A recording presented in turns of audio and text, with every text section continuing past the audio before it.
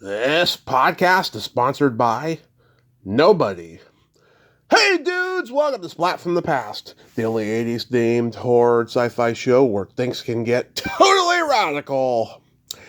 Now today I am so excited because I'll be talking to somebody I've been wanting to talk to for a real long time. I've been saying that a lot lately, but I am really, really excited. I will be talking to the gorgeous, the talented, the Emmy Award winning Leigh Taylor-Young.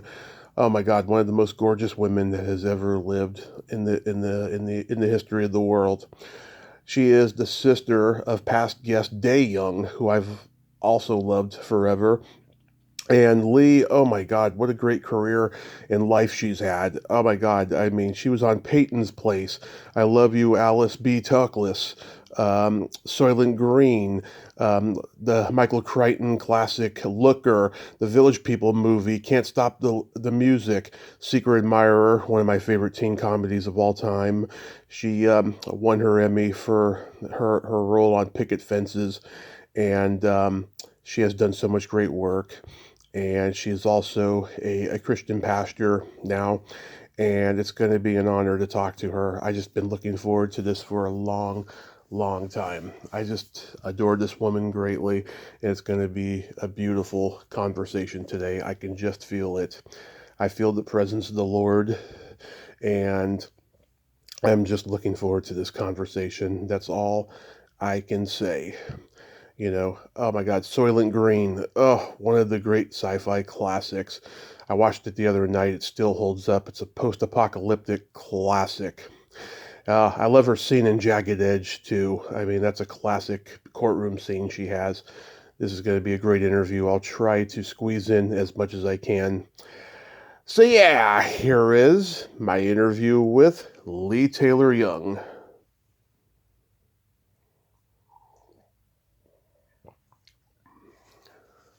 Hello. Hey Leigh, welcome to the show. How are you today? Oh, fine.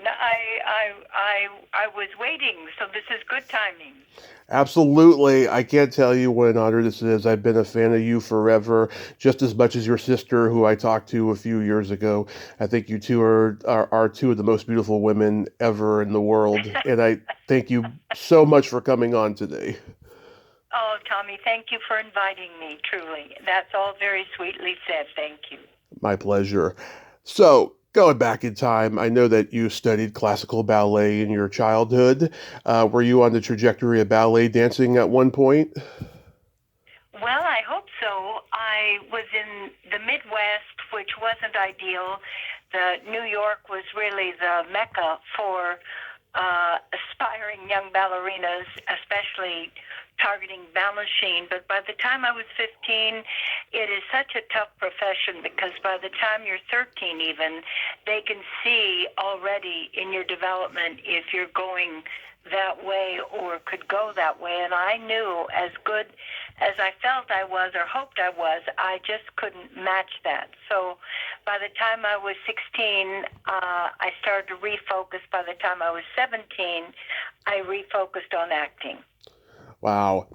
Yeah, I mean, was ballet and just the arts in general like a sanctuary for you from, the pressures of having important parents? Well, I mean, to me, absolutely, my parents were important. I think it was, I just had that nature. I think I was always very introverted, very interested in animal life, nature, the way things worked in more of maybe some would call it more romantic ways. And I certainly wasn't an aficionado of mathematics. I tried, but it wasn't my path. But I did. I responded to classical music, beautiful movement, beauty. It all went along with my sensitivity, I think. So I think it was a better match. Because you attended Northwestern University and majored in economics. Uh, is that what, like, led to the shift into acting? Well, I would say not the economics part. That was to suit my father's great interest that I be grounded.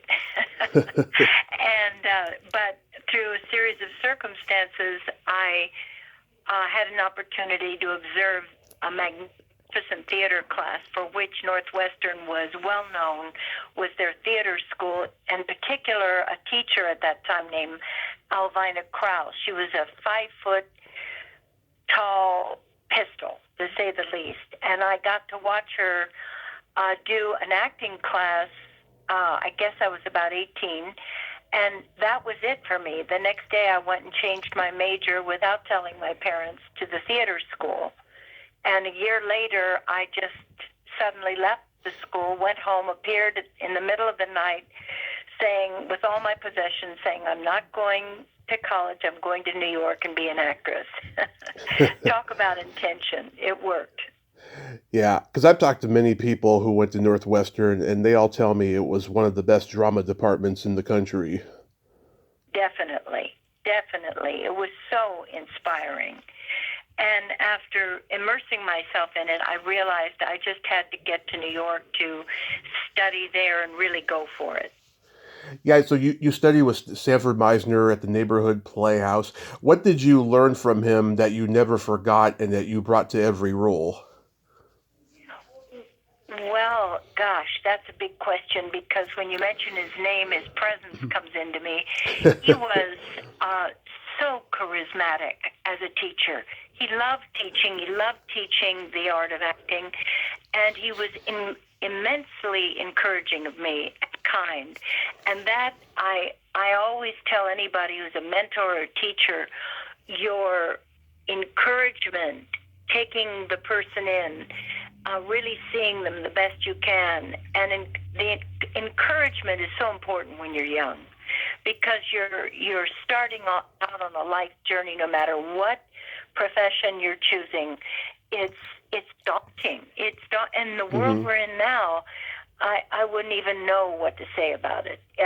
You need good friends, good teachers, and good parents to help people find their way. And in acting, what he did for me was encourage me, inspire me, and I think what I would take from him about acting was stay very, very present. You use what's in the now. You feed yourself with past information about the character's history, but in terms of the actual process of representing the character, you stay in the now. And that was a great key. Yeah. And also, too, back then it was a smaller community. There was no internet. Everyone knew each other. Everyone hung out with each other. Whereas today, young actors are very competitive and they're divided by social media. It's a real me culture now as opposed to when you started. Well, I don't know about that. I mean, I wish I could comment. I don't know. I'm sure you're absolutely correct. When, for me, my experience was I just loved the craft. I loved what I saw being done, let's say, on Broadway. And I loved the tribal communion that you're kind of describing amongst actors, especially in New York. When I came to California, there was much more of a caste system. In New York, if you were off Broadway, you were in that community as valuable as anyone starring on Broadway. You were an actor. That's all that needed to be known. And you were welcome into the community. California had much more of a discrimination amongst whether you were television or film, and much more spread out. So having a community was not as easy unless you got a job or a series. You automatically enter a community because you've got all the people who are making the product, the film or the show, and they are your family. They become an immediate family and one you really cooperate with, because to do the job or get the product out, the result, you need to cooperate on a very high level with absolutely everybody. Right. New York was very artist based. It always has been. Yes. Yes. So you made your Broadway debut in Three Bags Full. That must have been an amazing experience to be so young and play a pretty big part in a Broadway show. Yes, it was very unexpected. At the end of my first year of the Neighborhood Playhouse, a 2-year program, I was introduced to an agent who was a top theater agent for talent and auditioned for him, and he signed me like immediately. And within 2 weeks, I went to audition for this play, and then I got the role. So it was like the rivers of my destiny were flowing me to it along. And again, I was just so on fire with dedication, intention, discipline, that I was matching up with it pretty well. What was Paul Ford like to work with? He was wonderful. He was a real character, but he was a gentleman Hmm. and very experienced. He'd done a lot of television, and he was, again, a professional. Nancy Marchand, who was famous in New York as an absolute top-of-the-line actress, she played his wife. She was wonderful and great to be around and watch these people work. All your teachers become who you're working with. Yeah, Paul Ford, of course, was on Sergeant Bilko in the 50s, and Right. a lot of people may remember him from that, especially. Uh, so, did that show lead to Peyton's Place? Not really, other than it gave me chops, if you will. It gave me active acting experience. In theater, you've got a live audience, and you have to go from A to Z. You go through the whole thing. There's no stopping, redoing, which is what film does. So there's a tremendous sense of immediacy and discipline to be prepared from the moment the curtain goes up to when it closes. Lots of things, and each night is different. Now, when the play closed, which all of Broadway had to shut down because we had a strike that involved anything that moved, cabs, buses,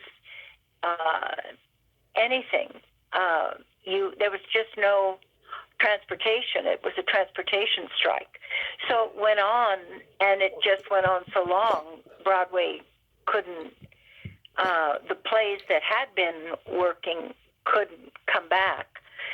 Or didn't. And so I was now out of a job, but within about 3 months, I think, I was in California and auditioning for Peyton Place, and got it immediately, and then started to work immediately. So all of a sudden, my trajectory out of the canon was from Broadway into the learning of the discipline and the form of acting in film. Were you a fan of the original movie of Peyton's Place? I was so ignorant of both film and television. I'd never seen the show Peyton Place, which at this point was a global phenomenon. I had never seen it.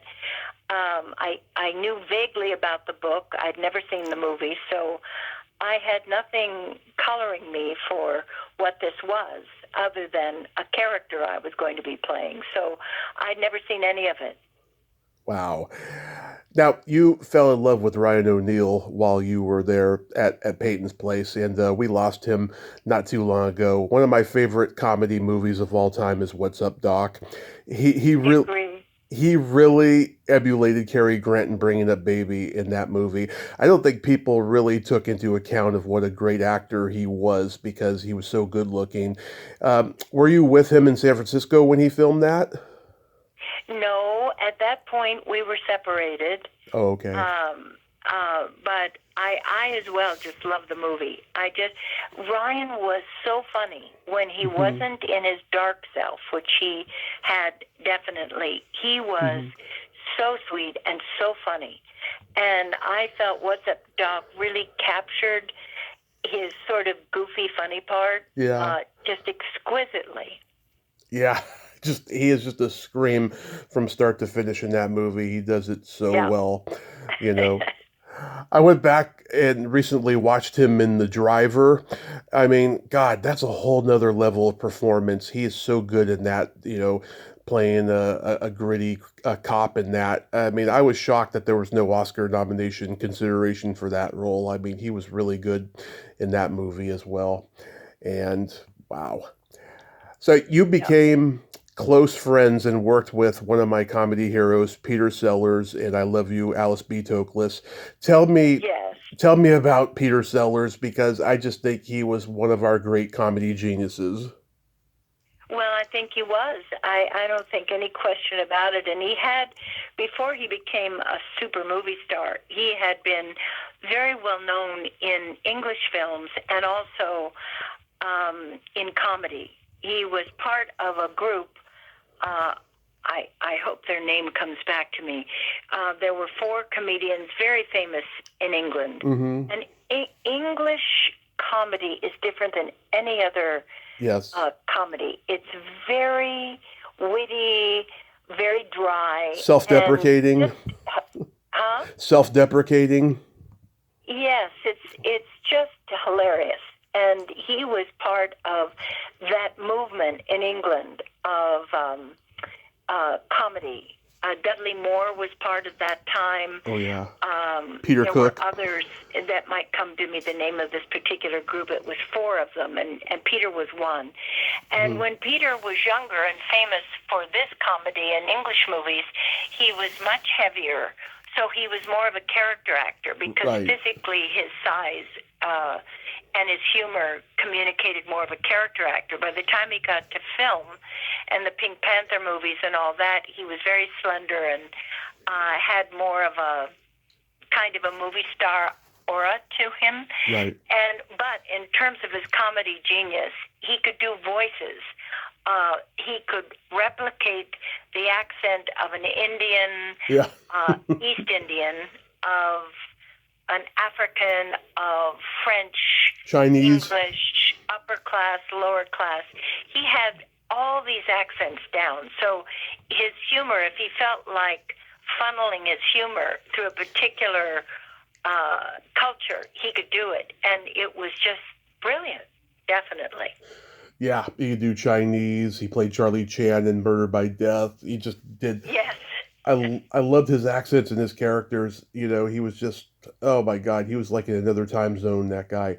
People ask me all the time, like, what movie character do I relate to the most? I relate most to his character and being there because just like that character, I can influence people by saying the simplest things because of my autistic spectrum mind. And that's just a fantastic movie.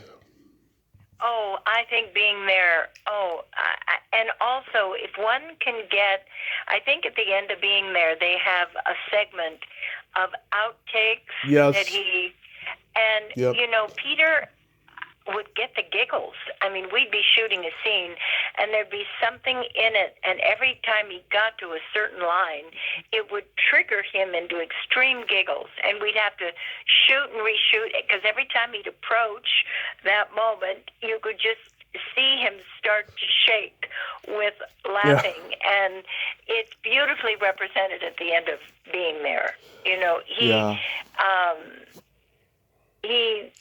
He did some great comedy with, I call him Blackie. He was, the director, I think, of some of the Panther movies. Do you remember? Blake Edwards. Blake Edwards. We called him Blackie. That's the only way I know him. Yeah. When he would make those movies with Peter, he was one of the first directors who would put up a camera instead of just using his intuition to print a take or not. He had a little camera where he could replay the take and decide right then, which helped the editing process a lot. And sometimes either during the take, they'd both end up hysterically laughing, or he'd have to look at the camera to see if they made it through the take without it showing that they were kind of losing it. But there was just so much joy in making those movies because of their humor. A huge Pink Panther fan, and I've gotten to know Blake Edwards' daughter, Jennifer, and I just love those movies. I'll say hysterical. And if you watch Peter's appearance on Laugh-In, he does several sketches with Artie Johnson, and they are just cracking up. It's hilarious. No. Yeah. That would be good to see. Oh yeah, it's on YouTube. You know the clips of the stuff that they did is just hilarious. Yeah, you guys smoked real pot on screen in the movie, right? Well, I didn't. I was Oh. not a pot smoker. I wasn't an anything smoker. I'd come to the set in the morning, and I was very into alternative health, Chinese medicine, and herbs.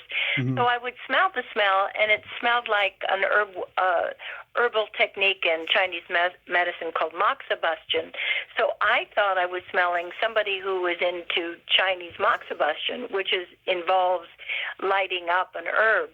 So I never processed this. This was marijuana. I didn't have that sensibility. So in one scene, but the movie obviously included that as part of the storyline. And I remember talking to Ryan, I'd never been smoked a joint or anything. How do I act like I'm high? Mm. And he gave me the greatest key. He said, you love classical music, so just act like you're listening to one of the greatest pieces of classical music in your head. Hmm. So I thought, okay, for this one scene, which you may be familiar with, where he picks me up from hitchhiking, takes me Hmm. back to his apartment, and I ask him to leave the TV on, and then he goes in his room, and I go into my bag, I pull out the marijuana, I had to talk to one of the grips on the set because I didn't know how to roll a cigarette, and he was French, and he rolled his own, Hmm. so he showed me, and so I was ready for the scene, and they kept giving me oregano to set up the shot. But when it came time for action, they changed the oregano to marijuana. Oh. So without telling me a thing. And so I'm very proud of myself. I roll it great. Action, I do it all. I'm looking at 50 men pretending it's a television screen without sound. Hmm. And they're holding up lights and shades and all kinds of things. And I took the puffs that I was educated as how you did that.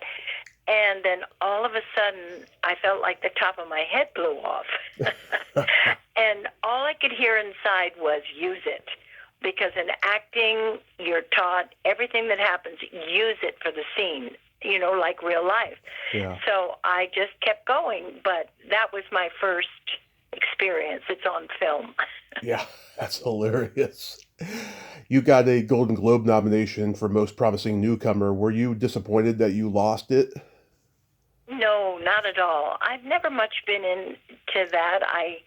I'm very excited myself for people who I love who win things, but I don't remember it much. I remember where we were, where the event took place, but I don't remember any disappointment. What was it like working with Omar Sharif and Jack Palance in The Horsemen? Well, both became two of my life friends until they passed away. Omar was the ultimate gentleman. First of all, he was just visually, I thought, one of the handsomest men in the world. And my mother actually, for the first time ever, came to visit the set Uh-huh. because she had a crush on Omar Sharif. She wanted to see what he looked like. But the main thing about Omar Sharif is he was so sweet. He was just the sweetest man, and he was kind of goofy. Hmm. Like, he would not mean to, but he would trip over things or do kind of things that were very comedic, given how gracious and elegant and beautiful he was. He had just this sort of adorable, didn't take himself that seriously, ego-wise, and was generous. So I had a Hmm. wonderful time. He was such a gracious man. It was so easy to be in his energy field and work with him. And Jack was a force of nature. Yep. Jack was. First time I met him was in our hotel in Marbella. I saw him. I wanted to be welcoming. I went up. I said, good morning, Mr. Palance. My name is Leigh Taylor-Young. And I put out my hand. And he didn't put up his hand to shake it. And he just looked at me. And I said, well, okay, and I put my head down, and I said, how are you doing today? He was monosyllabic. He just said, fine. And, but he was just an odd fellow, but very sensitive. Mm-hmm. And we just became great friends. He took me to the horse races while we were making the movie. We went out with our Russians. We had a whole Russian film. They did the B-roll, like they were doing all of the chapandas and the horses from Afghanistan. And on Friday night, we would all go to dinner, and they would drink vodka and break glasses. And Jack would get into it and then end up on a tabletop singing to us all and reading his poetry. I mean, these were just amazing times with amazing artists, all good-hearted Mm-hmm. and eccentric. Yeah. I have to say, in this PC era that we are living in now, where you have to be a specific race to play a specific race, I think you did a fantastic job playing an Afghanistani girl, and I think it's very commendable. Was that a real nose piercing? Yes, it was. Yeah. Uh, I had my nose pierced in 1970 when nobody was doing it but Afghan gypsies, if you will. And I loved it so much that I didn't take it out. Came home, I remember, in the airplane with, to get back to LA, and it created a lot of stares. And my agent finally called me and said, if you want to continue working, you have to take that nose ring out. So that was the only thing that would convince me, because I loved playing a gypsy. I was flown to Afghanistan to go and live briefly with the Koochie gypsies. It was a monarchy at the time, and the king brought me in as a guest. It was a king, and I was given a military protection all the time because they had some difficulty with Pakistan and sharpshooters, and they didn't want me killed. But they sent me to spend time with the Koochie tribe that was up in that rather dangerous area. So I had a rather large military escort, but I loved it. What an adventure. And then to arrive and be with a real gypsy group of people, Koochie, they're wild, they're elegant, they're hard to describe, but I had an extraordinary experience, and they loved me. They adopted me. I adopted them. But I learned their ways of movement, the women. I made my character a cross between a Jat, who is a much more voracious form of gypsy in Afghanistan, and a Koochie, who are much more elegant, nomadic tribe. Mm-hmm. I looked Koochie, but my behavior was Jat. That had a fierceness to it, and avaricious and cunning. So I used more of that to play that character. And you did it so wonderfully. Was Dalton Trumbo on set? No, do I wish he had been. I was such a fan. And I was so excited because it was the first movie that he could put his name back on from the McCarthy era, where he had been isolated and exiled. And to stay working, he was a superb writer. He had to use other names. And The Horseman was the first script he could put his name on. Yep, and you had John Frankenheimer directing. He was one of the masters at that time. Oh, definitely. And again, very idiosyncratic. And James Wong Howe was our first cinematographer on it. And then Frankenheimer replaced him with, I'm trying to think of his name, beautiful cinematographer. Came from an artistic family in France. I can't remember it right now, but I became extremely close to James Wong Howe and his wife as a result of meeting them on that film. And we were lifelong friends again until both of them passed. And that was like putting your heart as an artist and soul in the presence of masters. James Wong Howe was a cinematic master. And I don't know how many Oscars he won, but he was also a master of black and white film. He won, I'm pretty sure he won an Oscar for Seconds, which gave Rock Hudson his first, maybe last Oscar nomination. Yeah. Brilliant acting, brilliant cinematography in black and white.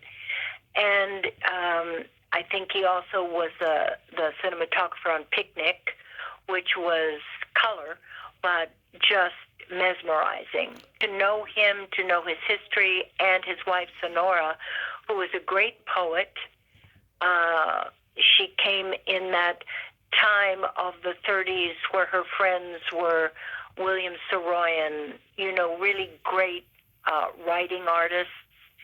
She was all a part of that. She was, as many of those writers at the time, they were very drawn to the early stages in America of communism before McCarthy came in and did what he did amongst the artistic community. Maybe it was needed, I don't know, but not how they were treated. Yeah. But they were amazing artists. And they were the people I just loved being with. Yeah, Claude Renoir is who you're talking about. Renoir. I loved him too. He was the cinematographer who replaced Jimmy, and he was amazing. He was from the Renoir family, and so all these people were great professionals and great artists. So I first became aware of Soylent Green when I was like 9 years old. There was an episode of The Simpsons where they show what the future is going to look like.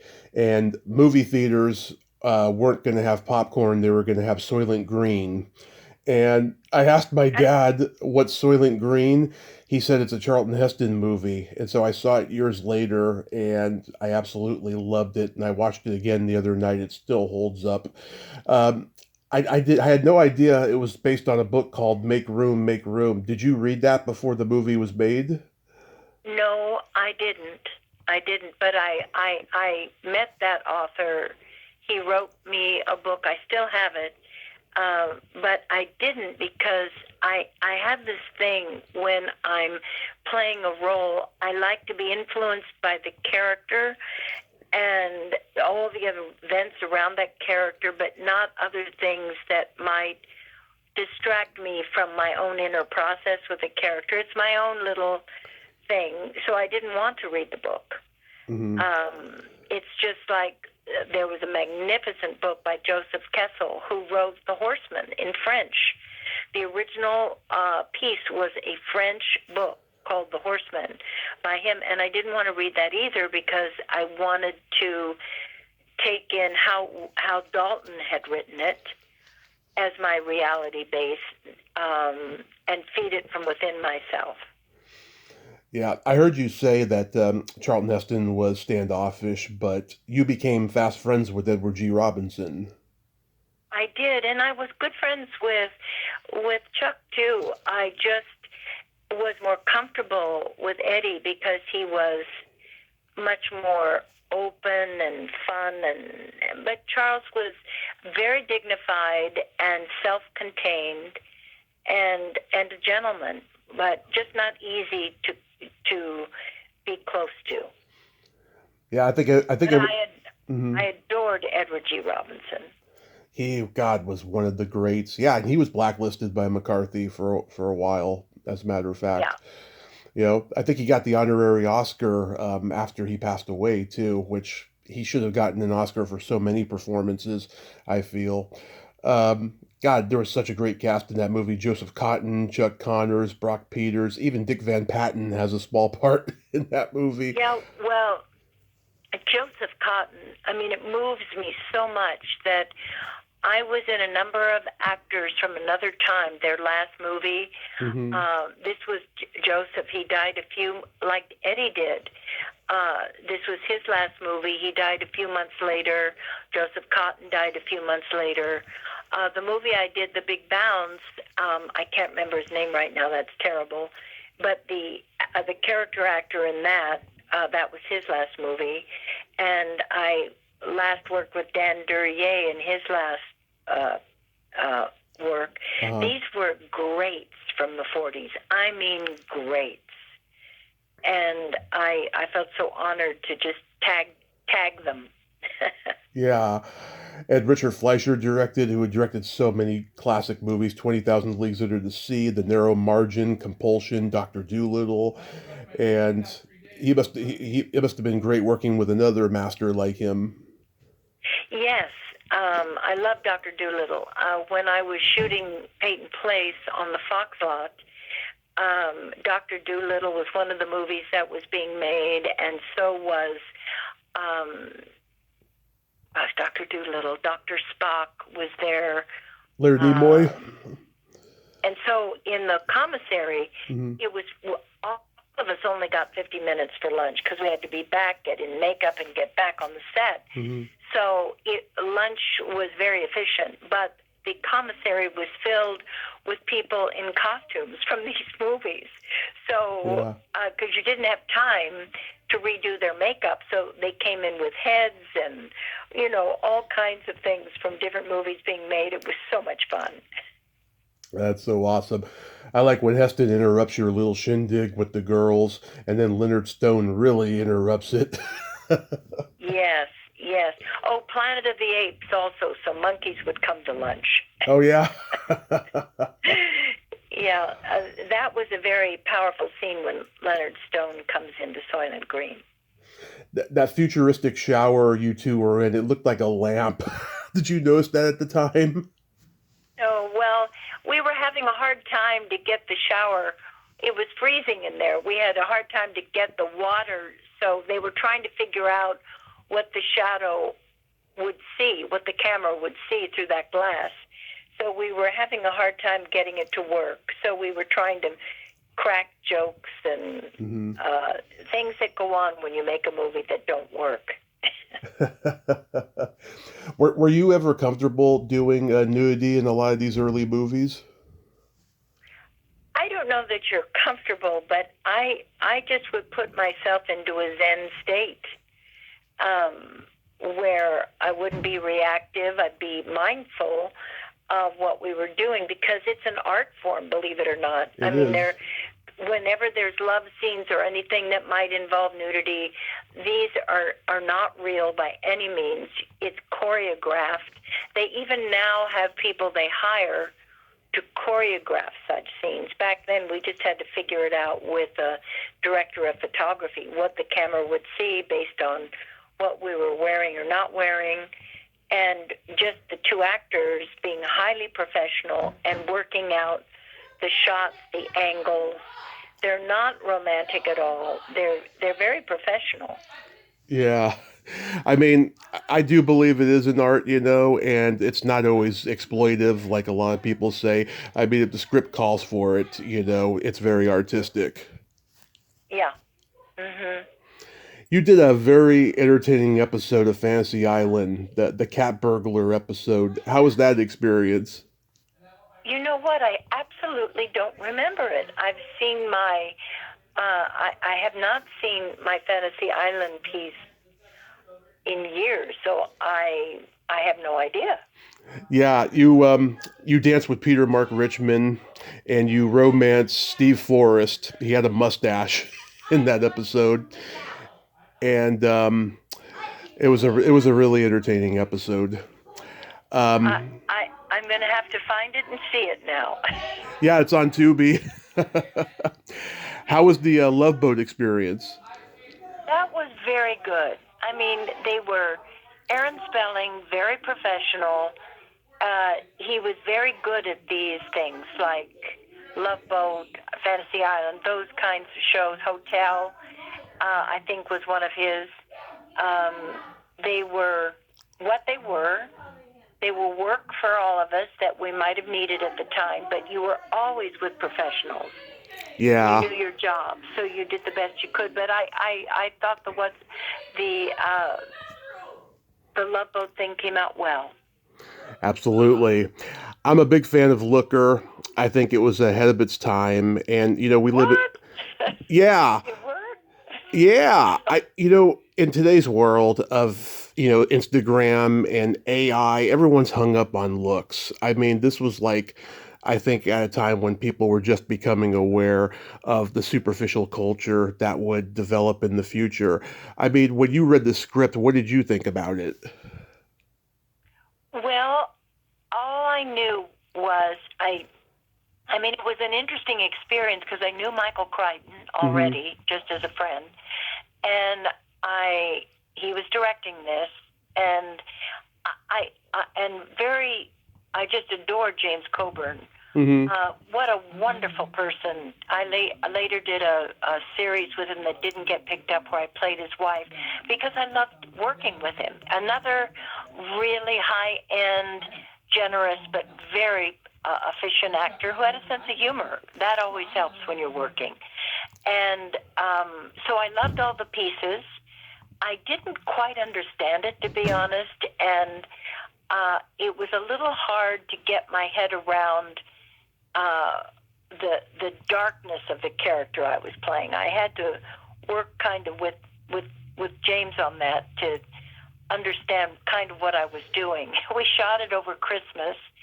Um, Alan Ladd Jr. was the producer. It was kind of a shot in the dark because I know Laddie wanted to make a film with Crichton, Hmm. and this is what came up. And Laddie was a family friend. He said, "What are you doing over Christmas?" He said, "Would you be available?" I said, "Absolutely." I didn't even read the script. I just said, "Yes." So when I read the script, I went, "I think I need a little help here."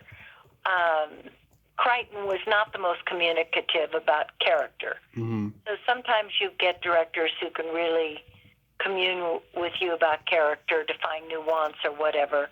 Um, it was his first time. He had a lot on his plate. So I did a lot of that with Coburn. Yeah, Coburn, God, he was one of the greats. I mean, he must have been great to work with. Definitely. I stayed friends with Jimmy and his wife until he passed away. He had severe arthritis Wow. that was starting to show up then, but it became really severe. Just a beautiful, generous, kind, experienced professional is all I have to say, and dear friend. He was such a badass. He could play good guys, bad guys, and just he excelled at both, which is very rare. Yeah, I agree. I mean, how good in the is it Magnificent Seven? Oh yeah, the Magnificent Seven. Oh, I loved his character. I loved his scene with the knife. He just was great. I know to this day, guys love him from that movie. Yeah. It's a great movie overall, but that character, yeah. And you had Albert Finney in there and Susan Day. She was coming off of the Partridge Family years before and stuff. Great actors you had. Albert Finney became another lovely friend. Uh, you know, English actors. I made some English movies where most of our crew was English and we were in Europe. When there's breaks, they are the greatest storytellers. And Albert, being such a great actor, he would just tell great actor stories from theater, English theater, and it was just such a delight to hear. He was a raconteur, really share those sorts of things, and another generous actor. Absolutely. My favorite role you have ever played was Elizabeth Fimple in Secret Admirer. Oh, really? Yes, I love that character. She's just she's just so positive, and she's proof that the good ones are taken, which is somewhat of the theme of the movie, I think. That must have been a lot of fun to make. It was fun to make. I was just coming off a tour doing Beckett in Europe and in off Broadway in New York. So my focus had been just true, the theatrical family, the Beckett lovers, the very high end intellectual theater in England, where a lot of Beckett fans were, and in an amazing play that Beckett, a one act that he wrote in behalf of Václav Havel, who was a dissident in Czechoslovakia, who was imprisoned for speaking out against tyranny and oppression. Mm-hmm. And he was put in jail and comes out of jail, was so popular, he became president of Czechoslovakia. Wow. And so he wrote this one-act play honoring the dissidents, and it was called Catastrophe. And I acted with some of the greatest Beckett actors in the world. You have to be unique actor to do Beckett. It's unlike any other theater in the world or any other playwright in the world. An enormous sensitivity and attunement to rhythm, to sound, and to words in and of themselves. And so the fact that I'd been picked to be in a Beckett play and with it so long was quite wonderful. I closed the play in Europe, and then my agent said, well, here's an offer for you in this small film, really wonderful actors. He sent it to me, and I just said right away, but it meant I had to fly immediately back to L.A. and literally be on the set the next day. Wow. And so the very first day of shooting was the food fight. I don't know if you remember. Yep. Oh, yeah. The food fight scene. That was the very first day of shooting, so I felt like I was having this actor's transformation from Beckett to a food fight in the Valley. Wow. It was so much fun to shift gears like that. I can't even tell that you have jet lag because you're so radiant on screen. I love that poker scene with the food fight. Elizabeth, you've really outdone yourself on these affairs. And one of my favorite scenes in that movie is when the note gets to my friend, you know. With Dee Wallace? Huh? With Dee Wallace? Yeah, no, the actor who gets my note and he thinks I have a crush on him. Oh, Cliff DeYoung. In my class. Cliff DeYoung, yeah. Yeah, Cliff DeYoung. He was just an angel. I think that scene is so funny. It is. Where there's two languages going on. It's very French. It's like Molière. It's that kind of comedy, French farce, you know, where the love note gets to somebody that it's not meant to get to, and then they think you love them, and they act towards you as if you're their new lover, and you're not. Yep. I thought they did it great in that movie. They did, you know. And Dee is so wonderful. She's been on the podcast several times, and I've met her in person several times. One of the times that I met her, I asked her if she could sign my favorite line from Secret Admirer. It's when her and Fred Ward are in the car watching U2, and Fred Ward's like, "What are we gonna do, Connie?" And she's like, "Fuck 'em," and then starts making out with him. I asked her to sign it, "Fuck 'em," and she was like, "I said that." Oh my gosh, Fred was wonderful too. Everybody in that film is what made it wonderful. Oh yeah, C. Thomas Howell. I've met him a couple times. He's a great guy too. And yeah. Another movie I grew up watching is Honeymoon Academy. I can't tell you how many times. Oh my God. I can't tell you how many times that movie was on HBO when I was a kid. It was on a lot. Really? Oh my goodness. Well, thank you for enjoying some of the movies that I questioned. Yeah, I know that Paul Reiser was replaced by Robert Hayes because he got injured or something, right? Well, that's actually an extraordinary movie story because we were shooting in Sevilla at the cathedral there, inside the cathedral, and we had a couple of shots remaining just outside the cathedral as the sun was setting. Well, we couldn't get that thing spaced back again, so we had to get this shot. And Paul and I were in this scene, and it was over my shoulder onto Paul, and he does the scene, again, sun going down, pressure on, and he moves away, and he trips on a camera cable and tears his Achilles tendon. Oh, boy. And he's just in devastating pain. And so now we have one more shot of the day. We got that shot, one more shot of the day, which was the guy who was playing the bad guy in that same site. And so I was in that scene as well. It's over my shoulder again onto him, and he falls and breaks his kneecap. Wow. And this all happened within an hour. And I remember a priest who was so upset we were shooting in the cathedral. He was muttering for hours, just walking amongst us.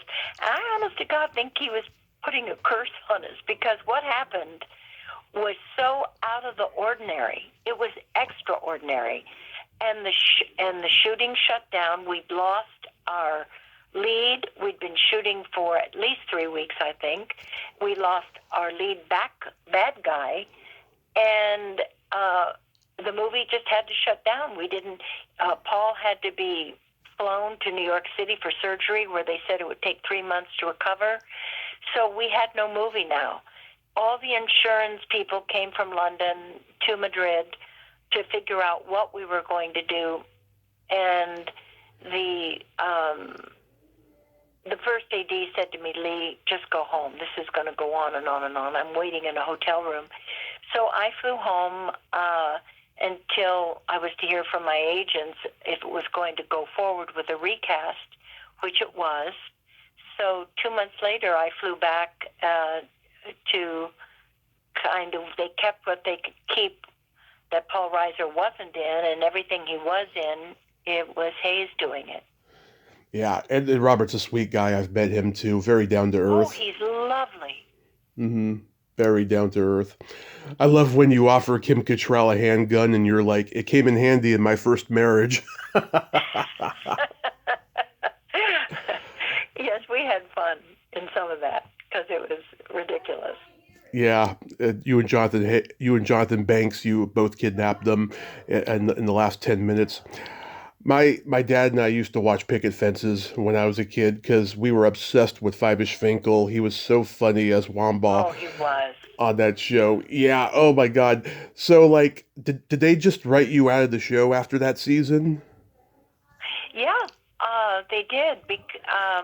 I don't remember the conclusion of it. I think it happened with Tom Skerritt, where I don't remember the end of it. Mm-hmm.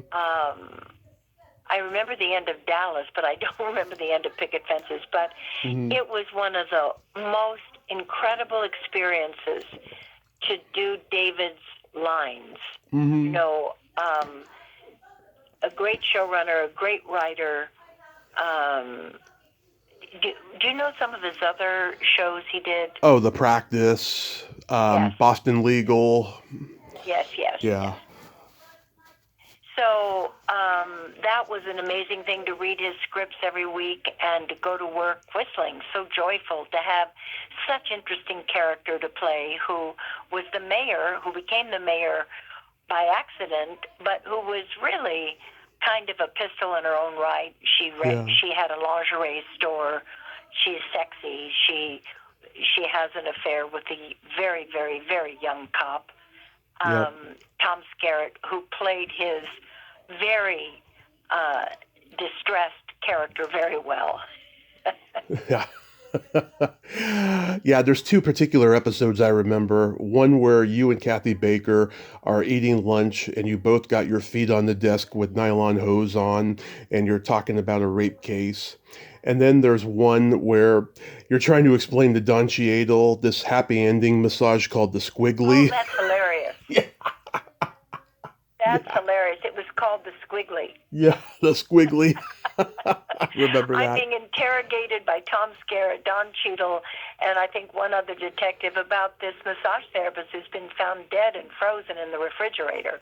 And given that I was on his list of clients, they were interviewing me about why was he so popular, because we have to look amongst all of you who did this murder. And I say, well, he would offer this special massage. Mm-hmm. And Don Cheadle says, and did it have a name? And I said, yes. He said, well, what was the name? And I said, well, he called it the Squiggly. Yeah. And then the scene goes on. And they're, of course, immediately riveted.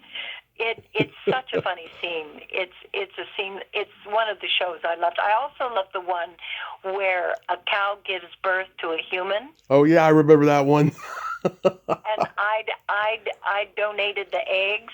Yeah, I don't know who donated the sperm, and then the embryo was put into a cow, and now it's the birth. yeah, yeah, They did just, I mean, the wildest. Every single one of them was well written. There was Five-ish. Do you remember the name of the great, great actor who played the judge? Oh, Ray Walston. Ray Walston was outrageous. He Yeah, was so good. yeah.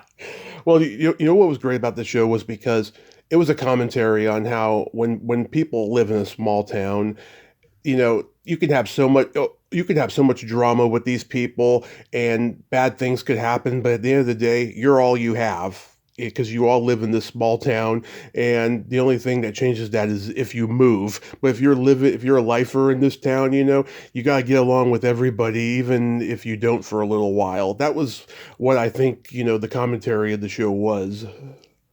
Well, and I think the idiosyncratic shadow lives of people is what it took place. They named it Rome, Hmm. Wisconsin. Yeah. And so the other side of people's nature got stimulated and revealed along with their outer qualities. So I think that's what made it complicated but funny and interesting. Like the mayor before me, he had to be let go because he did sundowning. I mean, he was going into early dementia, and then they had the show where this is actually evidential it has been proven, where a character dies in a bed that went on fire and they have no idea how the bed got on fire. Oh yeah. That was a very interesting show. So David took, what's David's whole name? David E. Kelly. David E. Kelly. He was awesome, and I admired him, liked him, and he did a great job. That's when I won the Emmy, which was Hmm. my most gratifying role to play to win an Emmy. Of all my roles, that was the role I would have wanted to win an Emmy for. Yeah, where do you keep your Emmy? Um, in my office, Nice, nice. yeah. I'm always happy to hear when people keep their awards out on display because there's some people they just put them in a box or something because it doesn't mean anything to them. Well, the interesting thing about that Emmy, I had no expectations of winning because I was up against the new show NYPD Blue. It Right. had just taken the nation by storm, and all of the three great actresses that were on it, I was up against. And so David Kelly said to me right before we went on air, he said, "You do know you're not going to win." And I looked up at him. I didn't say anything, but had I had my wits about him, I would have been honest and said, "No, I don't know that," because the whimsicality of the business is always at play, Hmm. and it's what gives us unnatural hope, but it's also how it is. You just never know. So when my name was called, I was coming from a place of no expectations. So you see on my face total shock, Yeah, but it was joyful. that's wonderful. I heard you say in a previous interview that one of your favorite roles was Naomi on The Sentinel. Oh, I love that show. Yeah, it was a good show. Yeah, what was it about that character that you loved? Well, she was a totally free spirit. Hmm. Loved her son, who was an undercover cop. She'd raised him in a commune, raised him to meditate and have incense and chant. So, although she isn't on a commune anymore, she is kind of a hippie free spirit, joyful, funny, gets involved with trying to help him solve his cases where she doesn't belong, and he's going, "Mom, come on now," you know. And their relationship was adorable, and I just loved her qualities. I loved her free spirited willingness to embrace life and see the good and the positive in everything. So I related to so many of her qualities. Yeah, that was a great show. I wish it would come back. It was a pretty good show, you know. Yeah. I love the movie Slackers. Oh my goodness. When Another you one. when you when you found out what you had to do, what was your reaction? Oh my God. Well, I I I I had been really very ill Hmm. physically, and I'd had a slow recovery and hadn't worked. And so they offered me this role, and I turned it down for double reasons. One, I didn't know if I felt well enough. Number two, I didn't know how the heck I was going to do this. Hmm. And I was talking to the director who really wanted me. So they offered me a sum for a day. It was just going to be a day's work, and I turned it down. They doubled it. I turned it down. Then they tripled it. My agent is saying to me, Leigh, I think you could get well for this. And so I took it, and I went to the set, and we tried many approaches, but to do it correctly, I think it's very funny. And after that, I had a fan club of 16-year-old boys who, when they'd recognize me, they'd come up and say, were you the woman in Slackers? I said, yes, and we'd all laugh. Can I have your autograph? Of course. And then Jamie King, who was my daughter, later became a very close friend. Yeah. So anyway, it worked. I think it's very funny. Yeah. A little out of my wheelhouse, but we did it anyway. Yeah, my sense of humor is very bawdy. I have a very sick and twisted sense of humor, and I think it's just wonderful. Yeah, it came out well. It was actually fun because, again, you're entering a tribe. We all have a job to do, Mhm. so the job will be done, and everybody works to support everybody. So there's no innuendo and consciousness. It's just let's get the job done and do the best we can, and let's make it funny.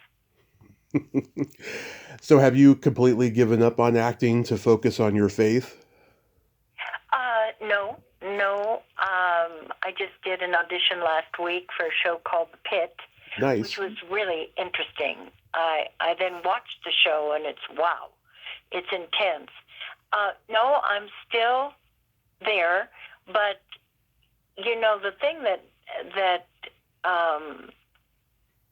I find a little difficult, and I'm still educating myself, is how to self-audition myself, because we don't go to casting people anymore. Hmm. You have to use your phone and all that. I'm getting quite good at it, but I still find it awkward to have my husband reading me my lines. Yeah. But no, I love it as much as always. It isn't my faith; it's my service. It incorporates faith, of course, but I love teaching. That's what I'm doing. Facilitating workshops on meditation, peace, soul awareness, service, which is what drives my engine when I do that work, is traveling the world and sharing uplifting content. To me, that's a joy. That is so wonderful. And how long have you been ordained for? I was ordained in 1976. Wow, that far back. Yeah. So this sort of awareness, if you will, has been with me ever since I was very young, and it was with me all the years of my career. And then when I married someone very dominant in leadership in all this, who traveled 6 months out of the year, I cared so much about this person. His name is John Morton, and his work. I wanted to be with him, so I started doing the travel and learning how to do the teaching. And now it's pretty full on. But if I'm home and I get an audition, I'm thrilled. I love acting. I love the community of it. Mm-hmm. But, people tell me it's changed a lot. They've been saying that since the 70s, so I don't really listen. Yeah. Everything's changing. That's the nature of life. But you still have to have a camera, a director, and fellow actors. So to me, that's not changing. Well, I think what they mean by it changing now is that, it's not changing, it's changing the way that different than what they knew it, in terms of, doing the self-tape on Zoom or whatever, and stuff like that. And, everything's just online now. Yeah, I mean, it hasn't changed that much, but yeah, I totally get what they're saying. It's funny, I think that this is the worst era we've had of film and television. It's just not what it used to be. And back in the early 70s, the old Hollywood people said that was the worst era of film and television. But the only difference is they were complaining about nudity, violence, swearing in film and stuff. Today, I just think nothing's original anymore, and just everything's bland now. Well, it's very interesting to watch the documentary on, I don't know if it's De Niro, it's on his compatriot who directed Taxi Driver, the great Martin Scorsese. Martin Scorsese. He directed so many movies that were his kind of issue of pursuing the nature of violence. Like he did a movie that he wanted very much to make called Silence. Uh-huh. Very difficult movie to see on Catholicism in the early days in Japan. And Scorsese has this amazing ability because of how he grew up. And this documentary on Netflix is absolutely fascinating. It's just called Scorsese, I think. And, of course, in the 70s, he came out with so many of his movies. And he took this step away, and he did Alice Doesn't Live Here Anymore. We Just Lost Diane Ladd. Oh, yeah. Which was very different from, Good Guys and those kind of movies. Goodfellas, yeah. Goodfellas, sorry. He just, such a genius. There's a movie coming out on Netflix that's all about a very dear and remarkable acting friend of mine, Sally Kirkland. I love her. I've had her on the show. Yeah, by the way, she's in the process of passing away. I know. She was 2 years ago when I was talking to her. Yeah. Yeah. So we all got a notice this week to pray for her in this journey she's in. I love her so much. She introduced me to the church that I've been so involved with, as is she, the same one. And she made a movie about a year ago called Sallywood. Have you seen it? I have not. I'd love to see it, though. I think it's going to come out on Netflix within the week, but every one of my friends that's seen it say it's her. It's just someone, her remarkable self, that you laugh, you cry, and you go, oh my God, what a unique person. She's amazing. You in this career of so many years, you make friends you adore over the years that you've worked with. Like I've mentioned many to you that I've adored. Mm-hmm. Omar Sharif, Eddie Robinson, Joseph Cotton, and gotten to know. You just cherish them, and when it's their time to go, you really feel it's a sea change. That the place they held of their creative light is going on somewhere else, and you miss them. They're like, Diane Keaton. I felt that so deeply when she left. Like it was a sea change of a light that left. Yeah, I mean, God, Diane Keaton was so talented, and I just loved her in Annie Hall. That's like my favorite rom-com ever, Yeah. You got so many great stories, Leigh, and so much wisdom. Are you going to write a memoir? Well, I'll pass that on to my husband, who probably says this to me every day. Because if I'm I have so many stories in my inner vault, but I don't live in those stories. I live in my life. Mm-hmm. But if something triggers it, the stories come out. And he says, "Are you going to write that?" I've got it. I've got it sketched out. Yes.